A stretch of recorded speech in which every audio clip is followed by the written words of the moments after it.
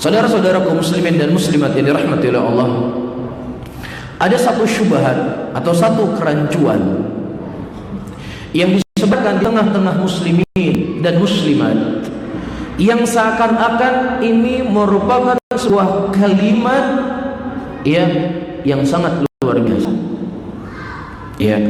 Kita tidak bisa mengklaim diri kita saja yang benar. Kita tidak bisa mengatakan fulan salah, karena yang paling tahu benar dan salah itu siapa? Allah Subhanahu wa taala. Kalimat ini, saudara-saudaraku muslimin dan muslimat yang dirahmati oleh Allah, kalimat yang sangat umum. Kalimat sangat umum. Bisa ditarik kepada kebenaran dan bisa ditarik kepada apa? Kesalahan. Tergantung apa yang diinginkan.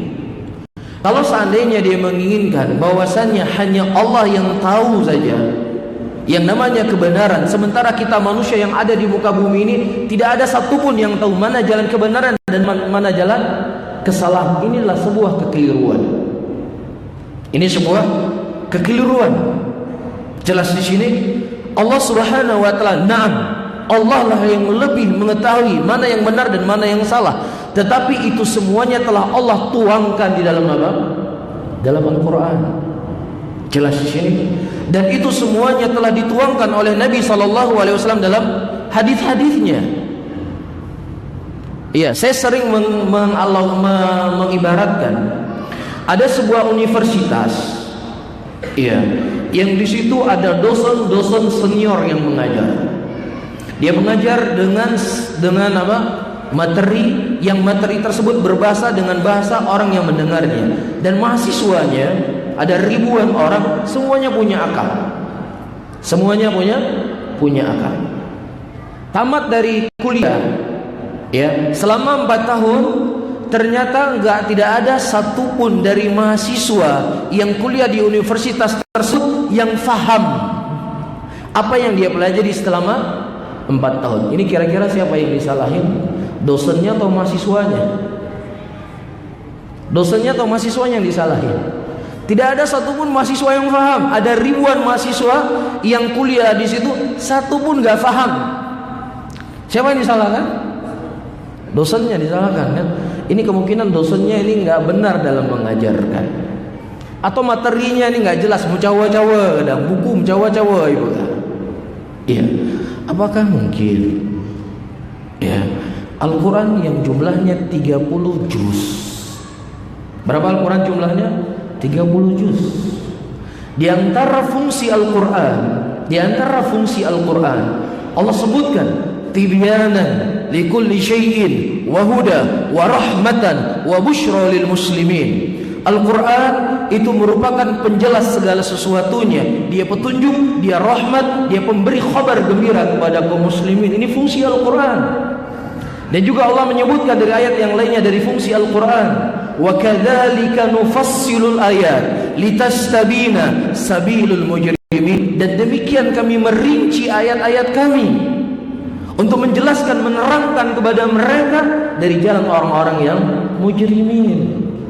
Ini fungsi Al-Quran sebagai petunjuk. Dan terlebih Allah sifati pada dirinya dalam Al-Quran, wa man ahsanu minallahi qila wa man ahsanu minallahi haditha. Siapa yang lebih baik ucapannya dibandingkan dengan ucapan Allah? Enggak ada.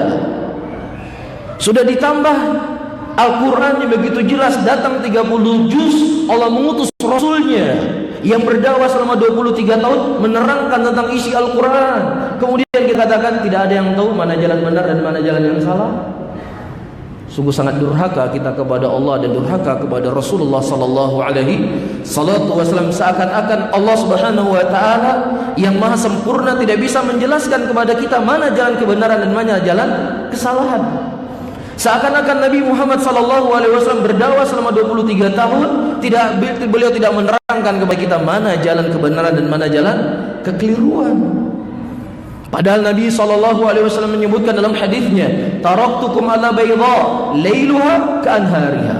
Aku tinggalkan kalian di atas cahaya yang sangat terang menerang, malam bagaikan siangnya. Jepang Jepang produksi mobil Toyota, Honda. Dia cukup membuat buku panduan, yang kemudian buku panduan tersebut dipelajari oleh tukang bengkel, sehingga ketika mobil kita rusak, nggak perlu orang Jepang yang buat mobil datang ke Indonesia untuk memperbaiki mobil kita. Dari buku panduan tersebut sudah dipelajari oleh siapa? Oleh ahli perbengkelan. Masa tulisan Jepang, tulisan manusia bisa difahami oleh manusia? Masa firman Allah, hadis-hadis Nabi tidak bisa difahami oleh manusia? Inilah sebuah kekeliruan, inilah sebuah kekejian kepada Allah Subhanahu wa taala dan Rasulnya tanpa kita sadari. Al-Quran itu begitu jelas, hadis Nabi sallallahu alaihi wasallam begitu gamblang menerangkan dan menjelaskan mana jalan hak dan mana jalan kebatilan. Jelas bahwa dan ibu-ibu yang dimuliakan oleh Allah, hati-hati kita dalam berbicara, hati-hati di dalam berbicara dalam agama ini. Iya, Nabi SAW ingatkan kepada kita dalam sebuah hadisnya, innal abda la yatakalam bi kalimatin. Terkadang ada seseorang yang berbicara dengan sebuah pembicaraan yang dia tidak sadari pembicaraannya tersebut adalah pembicaraan yang dimurkai oleh Allah Subhanahu wa taala, kemudian Allah seret dia ke dalam neraka jahanam karena satu pembicaraan yang keluar dari mulutnya. Bisa difahami? No.